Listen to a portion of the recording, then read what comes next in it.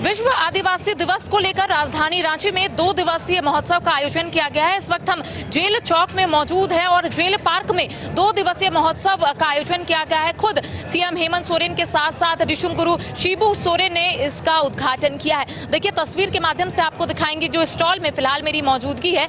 यहाँ पर सोहराई पेंटिंग की जा रही है। सोहराई कला एक आदिवासी कला है और ऐसे में आपको पता होगा कि ये जो प्रचलन है वो हजारीबाग जिले के बादम क्षेत्र से इसकी शुरुआत हुई थी कई वर्षों पहले। और ऐसे में देखिए, इसमें खास बात यह है कि खेत की मिट्टी से यहाँ पर जो पेंटिंग है वो बनाई जा रही है। हम तमाम बातें इनसे करेंगे, जानकारियाँ इकट्ठा करेंगे कि आखिर इन्हें क्या कुछ उम्मीद है, क्योंकि हर साल इनका कहना है कि इसी तरीके से जब महोत्सव का आयोजन किया जाता है तो ये लोग इसी तरीके से स्टॉल लगाती है। इस बार क्या कुछ उम्मीद है और क्या कुछ खास है इस बार मतलब हम लोग इस आज के दिन में, आज का जो स्पेशल दिन है, इसमें हम लोग दिखलाना चाह रहे हैं लोगों को कि किस तरह झारखंड की महिलाएं अब अपने घर से बाहर निकलकर अपने दीवालों को रंगने के बाद अपने कामों को बाहर लेके आ रही हैं और दिखाना चाह रही हैं कि वो अब शिक्षित हो रही हैं और जो काम वो घर के दीवालों पर करती थी उन्हें अब कपड़ों पर कर रही है, बैगों पर कर रही हैं और अपने आप को आर्थिक रूप से मजबूत कर रही हैं जन जागरण की मदद से।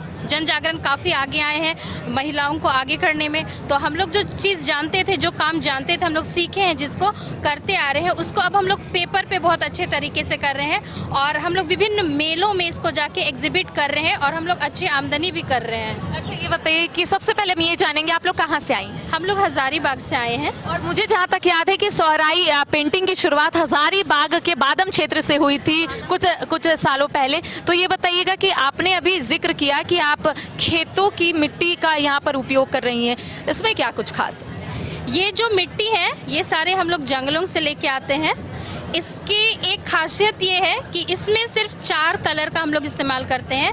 एक लाल कलर है, एक पीला है, एक सफ़ेद है और एक काला। इन मिट्टियों को खेतों से, जंगलों से अलग अलग जगह से लाने के बाद हम इनको सील पट्टी में पीसकर इनको महीन बारीक बनाते हैं और उसमें हम लोग फिर गोंद मिलाकर उसको भिगोकर फिर उसको पेंट तैयार करते हैं और उसी पेंट को फिर हम लोग कागज़ पर उभरते हैं। जो हम लोग घरों की दीवारों पर बनाते थे उसको अब हम लोग पेपर पर बनाकर और उसको फ्रेम करके हम लोग उसको मार्केट में लाते हैं, जिससे हम लोग अच्छी आमदनी करते हैं। अभी आप लोग कितना कमा लिए, क्योंकि आप लोगों का कहना है कि इससे पहले भी आप लोगों ने कई जगह स्टॉल लगाया, तो वहाँ पर जितना आप लोगों ने सोचा, क्या उतना कमाई हुई आप लोगों? हाँ, उस तरह से तो कमाई नहीं हो पाई है क्योंकि झारखंड में देखते हैं मार्केट इसका बहुत ये नहीं है, लेकिन विदेशों तक लोग जा रहे हैं और इससे जो सामग्रियाँ बन रही है, जैसे साड़ी पे पेंट हो रहा है, बैगों पे पेंट हो रहा है और पर्स पे हो रहा है, तो ये अभी विदेशों में भी इसकी डिमांड है। लेकिन फिर भी एक तरह से कहें तो जिस तरह से हम लोग मेहनत कर रहे हैं, अभी मार्केट उतना अच्छा नहीं बन पाए, लेकिन उम्मीद है, इसलिए हम लोग अपनी कोशिश को जारी रखे हैं। और जन जागरण जो केंद्र है हजारीबाग में, वो हमें इसको आगे बढ़ाने में काफ़ी मदद कर रहा है। फिलहाल 15 महिलाओं का एक ग्रुप है जिनको पेंटिंग सिखाया जा रहा है सर की मदद से, संजय सर के द्वारा, और सरकार उनको मदद कर रही है कि वो आगे इस पेंटिंग को लेके जाएंगे, एक अच्छा मार्केट प्रदान करेंगे, तो हो सकता है कि आगे चल के हम लोग बहुत अच्छा बिजनेस कर पाएंगे। खास बात कही, आपका कहना है कि विदेशों में इसकी बहुत डिमांड है लेकिन झारखंड में उतनी नहीं है, तो क्या लगता है कि जो कला संस्कृति है, जो परंपरा है, वो कहीं ना कहीं लुप्त होता जा रहा है? ऐसा क्या लग रहा है आपको? आप तो जैसे जानते हैं कि हम लोग इंडियन होके, भारतीय होके, झारखंडी होके चाइनीज़ सामान यूज़ करते हैं, चाइनीज़ सामान यूज़ करते हैं और अपने घर पे जो सामान बन रहा है, अपने झारखंड में जो सामानें बन रही हैं महिलाओं के द्वारा बनाए हम लोग उसको इग्नोर कर रहे हैं। आप खुद देख सकते हैं मार्केट में। अच्छा उदाहरण है जो दीपावली के समय, दीपावली और ये जो सोहराई है मेन दीपावली के बाद ही मनाया जाता है।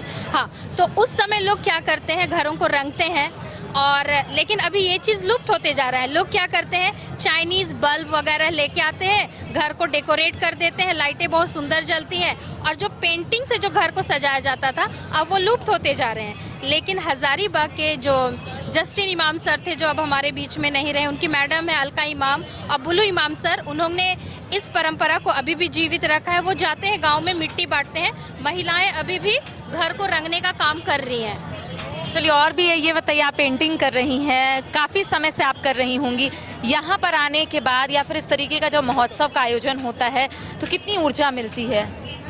यहाँ आने से तो काफ़ी जैसे लोगों को देखना है, देख रहे हैं, तो ऐसे हम लोग को उत्साह बढ़ता है और हम लोग चाहते हैं कि ये चीज़ आगे चलते रहे, युवा पीढ़ी भी करते रहे। हम लोग तो ये लोग इनको दिए हैं और ये लोग आगे बढ़ाने की कोशिश कर रहे हैं। आप लोगों के समय में जितना प्रचलन था ये सब चीज़ का, क्या लगता है कि अब उतनी है क्या? युवा उतने अपने आप को इस सब चीज़ में डाल रहे हैं क्या? ऐसा लग रहा है आपको? हाँ, जैसे ये आगे जा रहा है तो लोग अब सोच रहे हैं कि इनसे हमारा कुछ अर्न हो जाए, तो वो लोग अब बेसिकली ये इसमें उतर आए हैं और वो लोग कर रहे हैं काम।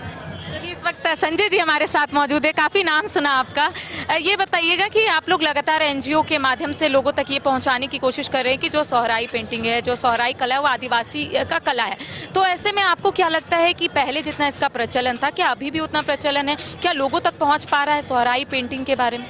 जन जागरण केंद्र पिछले 40 वर्षों से काम कर रही है और लगातार ग्रामीण विकास को बढ़ाने के लिए और जो ग्रामीण कला है उसको कैसे आगे बढ़ाने का, उसके ऊपर हम लोग काम कर रहे हैं। जल संरक्षण के ऊपर काम कर रहे हैं और आदिवासी समाज को कैसे हम लोग और ज़्यादा बेहतर आमदनी बढ़ाने में हम लोग क्या मदद कर सकते हैं और उनके अंदर जो कला छिपा हुआ है उसको हम लोग कैसे निकाल सकते हैं। तो सोहराई उसमें से एक पार्ट है और सोहराई में अगर हम लोग बात करें तो जो पहले हो रहा था और आज के प्रचलन में वो काफ़ी बढ़ गया है। शुरुआत में जो गाँव में होता था और गाँव में जो दीवारों पर काम करते थे, लेकिन आज आप देख सकते हैं कि जैसा पहले ही बताया कि उसको हम लोग फ्रेम तक लेके आ गए, उसको साड़ी तक लेके आ गए, उसको दुपट्टे में लेके आ गए और वो नेशनल से इंटरनेशनल लेवल पर आ गया है। तो अब जो प्रचलन हो रहा है मुझे लग रहा है कि वो बहुत तेज़ी से बढ़ रहा है और आगे का भविष्य हम जो देख रहे हैं उसमें सोहराई, जिस तरह से आपका बिहार में मधुबनी पेंटिंग है, उस तरह से सोहराई पेंटिंग भी पूरा हम लोग का आगे बढ़ेगा और उसमें लोगों को ज़्यादा आमदनी और उससे एक विकास का रास्ता दिखेगा। आखिरी सवाल रहेगा, क्योंकि ये आदिवासी महोत्सव का आयोजन किया गया है, क्या आप लोगों को ऐसा लगता है कि आदिवासियों को उतना हक मिल रहा है झारखंड में?